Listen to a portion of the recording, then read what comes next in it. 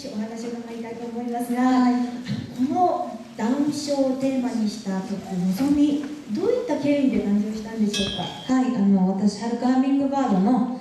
音楽のプロデューサーである方がもともとこの「のぞみ」という曲を書いた、詩を書いた岡村さんという男性とお友達で、その岡村さんの息子さんはのぞみくんというまさに男の子でダウン症なんですが、その息子のことを歌詞に書きたい、曲にしたいっていう気持ちがずっと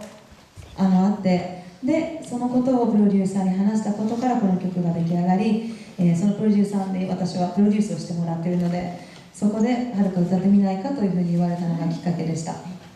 曲は手紙という代表曲を持つシンガーソングライターの樋口良一さん、そしてそのプロデューサーという方は宇多田ヒカルさんのプロデューサーとしても有名な三宅明さんということで、豪華な顔ぶれの方に作っていただいた、豪華ですね。でもとても自然体で歌ってらっしゃるなと思ったんですが、その歌の中には、気持ちの中にははるかさんの小さい頃の経験が生かされているなのかもしれないなっていうふうに、先日愛媛でこの歌を歌ってきたんですけど、松山でその話をしている時に、打ち合わせをしている時にふと思い出して、なので今月の頭だったんですが、私も熊本県というところで生まれて育って、すごく田舎町だったんですね。小学校の時に隣町のその時は養護学校と言ってたんですが、養護施設にいるお友達と一緒に七夕だったりとかクリスマスだったりとか山登りをしていた経験をふと思い出して、そういえば今こうやってのぞみで携わらせていただいてますが、小学生の時にも同じような皆さんと一緒に過ごしてた時間があったんだなってことをふと思い出しました。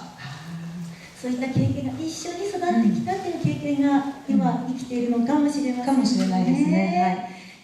曲を提供してもらって、それで、毎回いろんな場所で歌われていると思うんですが、歌うたびに何か思うことってありますか？そうですね、私の自分のライブで歌うのとはまた少し違って、こうやってダウン症協会のセミナーで歌わせていただくのは、目の前にその親御さんだったりとか皆さんがいるので、私もなんか松山の時はあまりにもちょっと胸が締め付けられたというか、目の前で涙を流されることが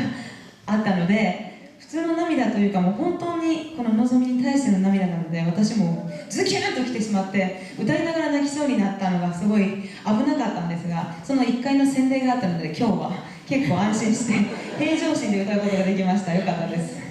この富山でこの機会があって、多くの皆さんとはるかさん出会うことができたわけなんですが、この会場内にもたくさんのダウン症のあるお子さんたち、そしてその親御さんたち、ご家族の皆さんもいらっしゃってます。そんな皆さんに一言メッセージをお願いいたします。はい、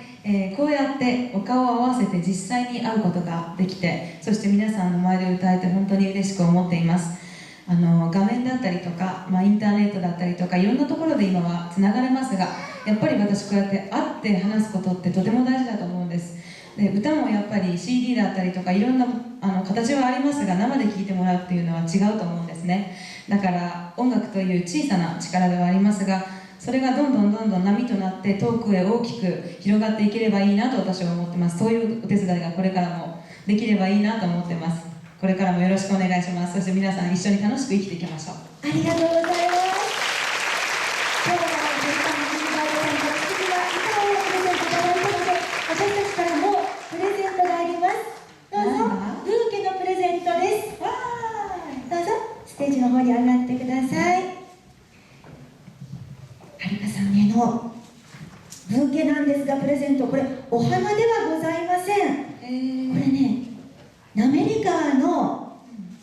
野菜、取れたての野菜で作った野菜のブーケなんです。何、ベジタブルブーケ？そうです。滑川市のベジーデザインさんが今日作ってくださいました。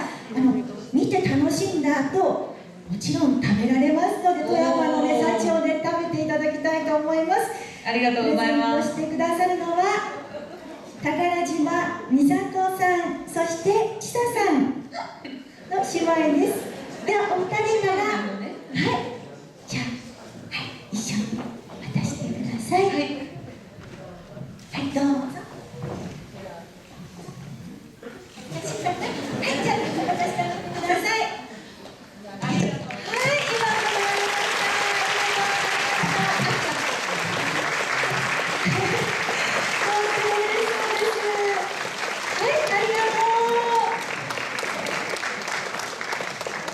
また皆さんもはるかハミングバードさんの CD を買って曲をまたねじっくり聴いていただきたいと思います。素敵な歌のステージ本当にありがとうございました。ありがとうございました。